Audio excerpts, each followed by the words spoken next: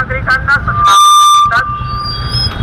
आता वसंत पंचमी मकर संक्रांत या निमित्ताने शहरामध्ये विविध भागांमध्ये पतंग महोत्सव घेतला जातो किंवा आपल्या आपल्या घरावरती पतंग उडवल्या जातात।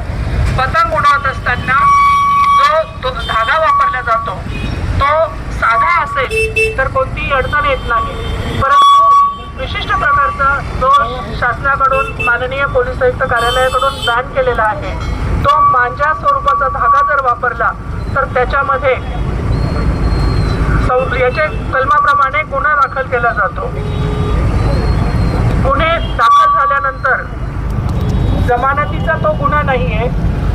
जसे विकणाऱ्यांवरती बंधनकारक आहे, विकणाऱ्यांवरती जसे गुन्हे दाखल झालेले आहेत, तसेच पतंग उडवताना ज्यांनी मांजा वापरलेला आहे त्यांच्यावर सुद्धा कायदेशीर कारवाई केली जाते। त्यामध्ये जर मुलं लहान असतील तर त्यांच्या पालकांना जबाबदार धरून त्यांच्यावरही कारवाई केली जाईल। कोणत्याही पालकांनी आपल्या मुलांना मांजा वापरणे किती घातक आहे हे समजावून सांगावे।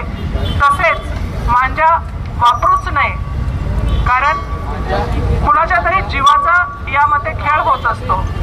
दुचाकी किंवा पायी जाणारे जर त्या भागातून जात असतील आणि मांजाच्या दोऱ्याने पतंग उडवले जात असेल, तो जर त्यांच्या शरीराच्या कुठल्याही भागाला अडकला तर त्याचे जखम होऊन जीवितहानी होण्याची शक्यता नाकारता येत नाही।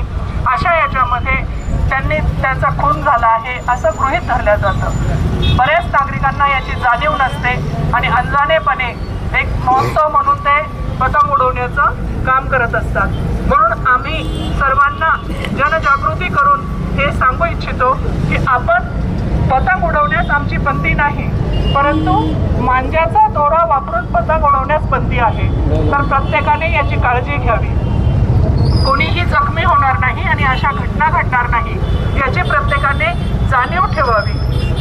आम्ही समाजाकडून अपेक्षा करतो आम्ही दिलेल्या सूचनांचे सर्व तंतोतंत पालन करतील आणि पोलीस प्रशासनाला सहकार्य करून समाज स्वास्थ्य राहण्यासाठी ठेवण्यासाठी मदत करतील एवढी अपेक्षा करतो।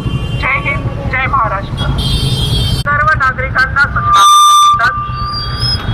आता वसंत पंचमी मकर संक्रांत या निमित्ताने शहरामध्ये विविध भागांमध्ये पतंग महोत्सव घेतला जातो किंवा आपल्या आपल्या घरावरती पतंग उडवल्या जातात। पतंग उडवत असताना जो धागा वापरला जातो तो साधा असेल तर कोणतीही अडचण येत नाही, परंतु विशिष्ट प्रकारचा जो शासनाकडून